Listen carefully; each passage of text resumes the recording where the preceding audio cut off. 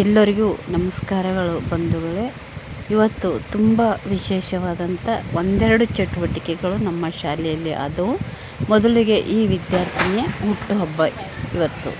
ಅದರ ಜೊತೆಗೆ ನಮ್ಮ ಶಾಲೆಯಲ್ಲಿ ಇವತ್ತು ಬಿಸಿ ಊಟ ಬಂದಾಗಿದ್ದಕ್ಕಾಗಿ ಮಕ್ಕಳೇ ಮನೆಯಿಂದ ಬುತ್ತಿ ತೆಗೆದುಕೊಂಡು ಬಂದಿದ್ದರು.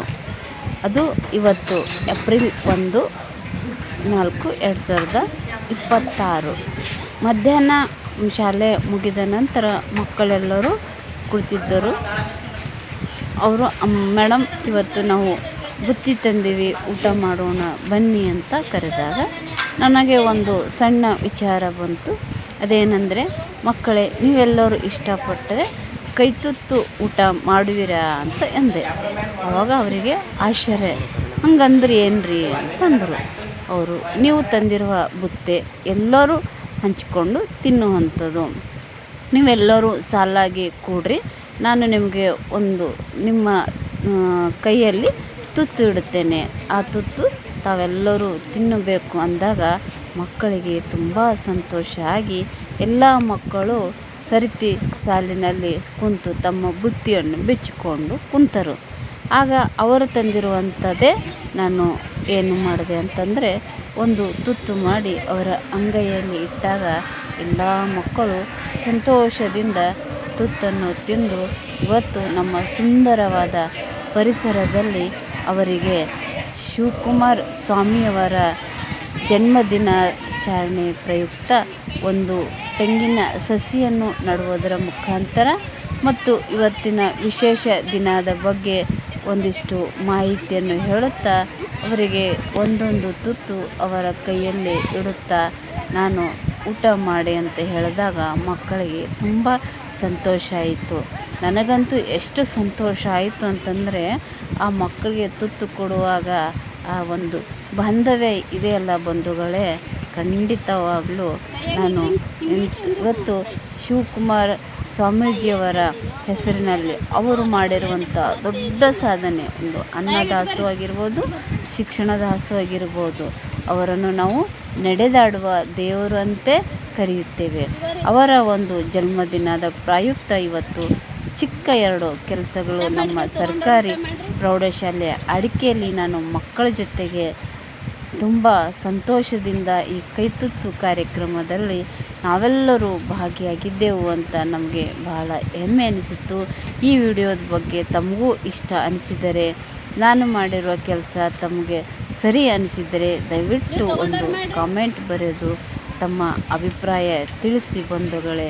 ಏಕೆಂದರೆ ನಮ್ಮ ಶಾಲೆಗೆ ಬರುವಂಥ ಮಕ್ಕಳು ತುಂಬ ಬಡ ಮಕ್ಕಳು ಮತ್ತು ಎಲ್ಲ ಒಂದು ತಂದೆ ತಾಯಿ ಕೂಲಿ ಕೆಲಸಕ್ಕೆ ದುಡಿಯುವುದಕ್ಕೆ ಹೋಗುತ್ತಿರುವಂಥ ಮಕ್ಕಳು. ಇವತ್ತು ಅವರು ಬುತ್ತಿ ತಗೊಂಡು ಬಂದು ಇಲ್ಲಿವರೆಗೂ ನಮ್ಮ ಶಾಲೆಯಲ್ಲಿ ಒಂದು ದಿನವೂ ಬಿಸಿ ಊಟ ತಪ್ಪಿರಲಿಲ್ಲ.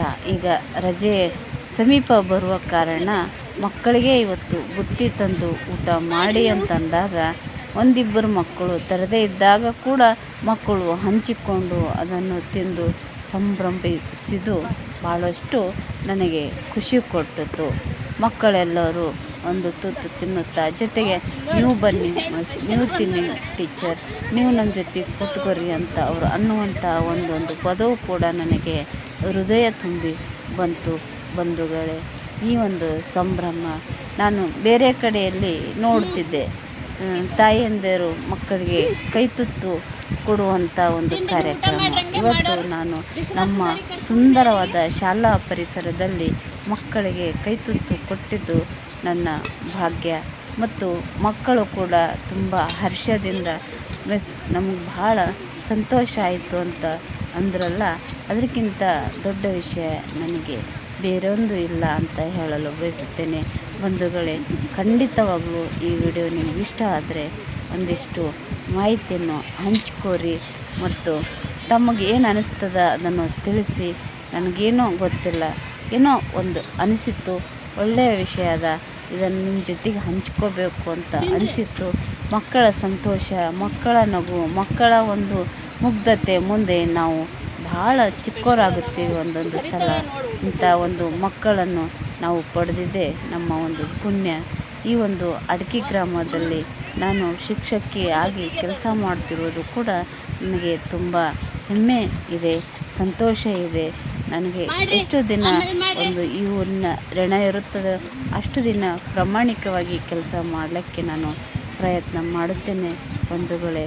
ನನ್ನ ಒಂದೇ ಒಂದು ಆಶೆ ಅಂತಂದರೆ ಎಲ್ಲ ಮಕ್ಕಳು ಉತ್ತಮ ರೀತಿಯಲ್ಲಿ ಒಳ್ಳೆಯ ಮೌಲ್ಯಗಳನ್ನು ಅಳವಡಿಸ್ಕೊಳ್ಬೇಕು, ಗುರು ಹಿರಿಯರಿಗೆ ಗೌರವ ಕೊಡಬೇಕು ಮತ್ತು ಶಿಸ್ತನ್ನು ಕಲಿಬೇಕು, ಸ್ವಚ್ಛವಾಗಿರಬೇಕು, ತಮ್ಮ ಪರಿಸರವನ್ನು ಸ್ವಚ್ಛವಾಗಿ ಇಟ್ಕೊಳ್ಬೇಕು, ಸದಾ ಕ್ರಿಯಾಶೀಲರಾಗಿ ಇರಬೇಕು ಅಂತ ನನ್ನ ಆಸೆ.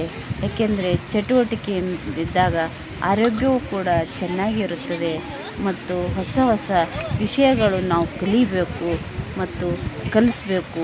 ಇದೇ ನಮ್ಮ ಜೀವನ ಅಂತ ನಾನಂತೂ ಅಂದ್ಕೊಂಡೀನಿ ಬಂಧುಗಳೇ. ನಿಮಗೇನು ಅನಿಸಿದೋ ನಂಗೆ ಗೊತ್ತಿಲ್ಲ, ಆದರೆ ಈ ಒಂದು ಕೈತುತ್ತಿನ ಸಂಭ್ರಮದಲ್ಲಿ ನಾನಂತೂ ಬಹಳ ಸಂತೋಷ ಪಟ್ಟಿದ್ದೇನೆ. ಮಕ್ಕಳು ಕೂಡ ಎಷ್ಟು ಖುಷಿ ಪಟ್ಟರು ಅಂತಂದರೆ ಅವರಿಗೆ ಅಷ್ಟು ಖುಷಿಯಾಗಿದೆ. ಅವರು ಊಟ ಮಾಡ್ತಾ ಹೇಳ್ತಿದ್ರು, ತುಂಬ ಧನ್ಯವಾದಗಳು ಮೇಡಮ್, ಇವತ್ತು ಬಹಳ ಖುಷಿಯಾಯಿತು ನಮ್ಗೆ ಅಂತಂದರು.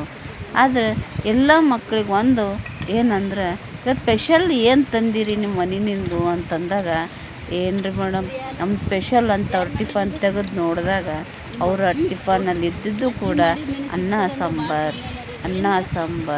ಆದರೆ ನಮ್ಮಲ್ಲಿ ಶಾಲೆಯಲ್ಲಿ ಕೂಡ ಬಿಸಿ ಬಿಸಿ ಅನ್ನ ಸಾಂಬಾರು ಇರ್ತಿತ್ತು.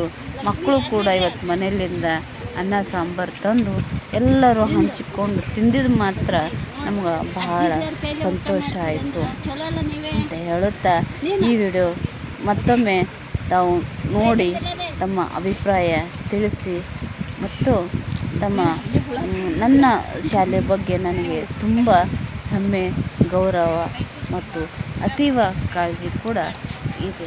ಇವತ್ತು ನಂಗೆ ತುಂಬ ಖುಷಿಯಾಯಿತು. ಧನ್ಯವಾದಗಳು.